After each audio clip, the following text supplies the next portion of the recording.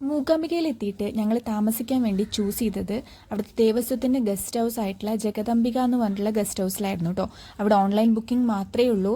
Single റൂമിന് 250 രൂപയും double റൂമിന് 500 രൂപയാണ് ചാർജ് ചെയ്യുന്നത് ഒരു ദിവസത്തേന് കേട്ടോ. അപ്പോൾ ഞങ്ങൾ റൂമിലെത്തി ഫ്രഷായി വൈകിട്ട് അമ്പലത്തിലോട്ട് ഇറങ്ങാൻ വേണ്ടി പോവാണ്.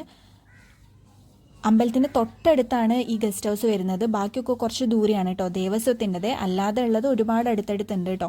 പിന്നെ ഞങ്ങൾ അവിടെ നിന്ന് പൂക്കളൊക്കെ വാങ്ങി അങ്ങനെ അമ്പലത്തിൻ്റെ ഉള്ളിലോട്ട് കയറിയിട്ടുണ്ട്. ഇത് 2-3 ദിവസത്തെ ക്ലിപ്പ് ഞാൻ കമ്പൈൻ ചെയ്തിട്ടാണ് കൊടുക്കുന്നത് കേട്ടോ. അപ്പം ഡ്രസ്സൊക്കെ ഓരോ വീഡിയോസിലും പലതായിരിക്കുമേ.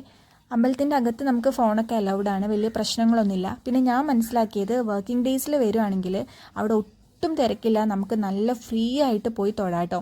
പിന്നെ ഇവിടെ ഈ കലാകാരന്മാർക്കൊക്കെ ഭയങ്കര ഫേമസ് ആയിട്ടുള്ളൊരു സ്ഥലമാണ്. അതായത് ഇവിടെ വന്ന് പ്രാർത്ഥിച്ചിട്ടൊക്കെ ഉണ്ടെങ്കിൽ അവർക്ക് നല്ല വർക്ക് കിട്ടും, അങ്ങനെയൊക്കെയുള്ള വിശ്വാസങ്ങളുണ്ട്. അപ്പോൾ ദേ ഇവിടെയാണ് ഒരുപാട് പാട്ട് പാടുന്ന ആളുകൾ അവിടെ വന്ന് പാട്ട് പാടുന്നുണ്ട്, ഡാൻസ് കളിക്കുന്ന ആളുകൾ ഡാൻസ് കളിക്കുന്നുണ്ട്. അപ്പോൾ അതിനൊക്കെ ഭയങ്കര ഫേമസ് ആയിട്ടുള്ള ഒരു ദേവിയാണ് മൂകാംബികയിലുള്ളത്. നമ്മുടെ നാട്ടിൽ നിന്നാണെങ്കിൽ നമ്മൾ എഴുത്തിനിരുത്താനൊക്കെ വേണ്ടിയിട്ട് പോകുന്നൊരു സ്ഥലം കൂടിയാണിത് കേട്ടോ. അപ്പം അമ്പലത്തിൻ്റെ അകത്ത് തിരക്ക് കുറവായിരുന്നു. ഞങ്ങൾ ചെന്ന ദിവസങ്ങളൊക്കെ വർക്കിംഗ് ഡേയ്സ് ആയതുകൊണ്ട് തന്നെ തിരക്ക് കുറവായിരുന്നു. അതുകൊണ്ട് ഒത്തിരി തവണ അകത്ത് കയറി പ്രാർത്ഥിക്കാനും എല്ലാത്തിനും പറ്റിയിട്ടോ. ഇതാണ് അവിടുത്തെ ഫേമസ് ആയിട്ടുള്ള രഥം എന്ന് പറയുന്നത്. ഇതിങ്ങനെ സ്പെഷ്യൽ ഒക്കേഷൻസിലൊക്കെയാണ് അത് എടുക്കാൻ തോന്നുന്നുണ്ട്. അങ്ങനെ ഞങ്ങൾ അന്നത്തെ ദിവസം അവിടെ വഴിപാടൊക്കെ നടത്തി.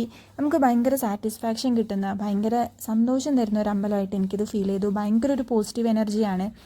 എത്ര സമയം അതിനകത്ത് നിന്നാലും ഒന്നും കുഴപ്പമില്ല. ഇനി ഉള്ളിലോട്ട് കയറിയാലും തിരക്കില്ലാത്ത സമയങ്ങളിലാണെങ്കിൽ അവിടെ ഒത്തിരി സമയം നമ്മൾ ഇരിക്കാനും ഒക്കെ പറ്റും കേട്ടോ. അവിടെ ഇരുന്ന് നമുക്ക് നാമം ചൊല്ലി അങ്ങനത്തെ കാര്യങ്ങളൊക്കെ ചെയ്യാൻ വേണ്ടി പറ്റും. പിന്നെ നമ്മളൊരു വഴിപാടോ പൂജയൊക്കെ കഴിച്ചാലും അവരത് ഭയങ്കര ആത്മാർത്ഥമായിട്ട് നമുക്ക് ചെയ്യുന്നതായിട്ട് എനിക്ക് പേഴ്സണലി ഫീൽ ചെയ്തു. ഡയറക്റ്റ് അവർ വഴിപാട് ചെയ്യാതെ നമ്മളെ കൊണ്ട് തന്നെ അവർ പ്രാർത്ഥിപ്പിച്ച് നാമമൊക്കെ ചൊല്ലിപ്പിച്ച് അങ്ങനെയൊക്കെ ഒരു പ്രത്യേക രീതിയിലാണ് ഇവിടുത്തെ പൂജകളൊക്കെ നടക്കുന്നത് കേട്ടോ.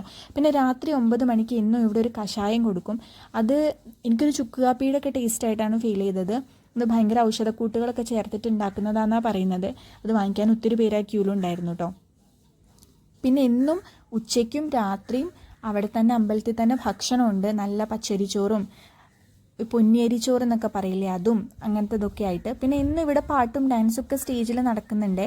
പിന്നെ ഇവിടെ പോയിട്ട് ഞങ്ങൾ ഈ കുട്ടീനെ കണ്ടു കേട്ടോ. നമ്മുടെ തുടരും ഫിലിമിലൊക്കെ ഉണ്ടല്ലോ, ആർഷ ബൈജോ എന്തോന്ന് അവളുടെ പേര്, അവളുണ്ടായിരുന്നു. പിന്നെ അവിടെ ഒരു സീരിയലിൻ്റെ ഷൂട്ടിംഗ് ഡെയിലി നടക്കുന്നുണ്ടായിരുന്നു. നമ്മുടെ ഗായത്രി അരുണായിരുന്നു മൂകാംബികയായിട്ട് അഭിനയിക്കുന്നത്. അപ്പോൾ അവർ ഡെയിലി അവിടെ ഉണ്ടായിരുന്നു കേട്ടോ.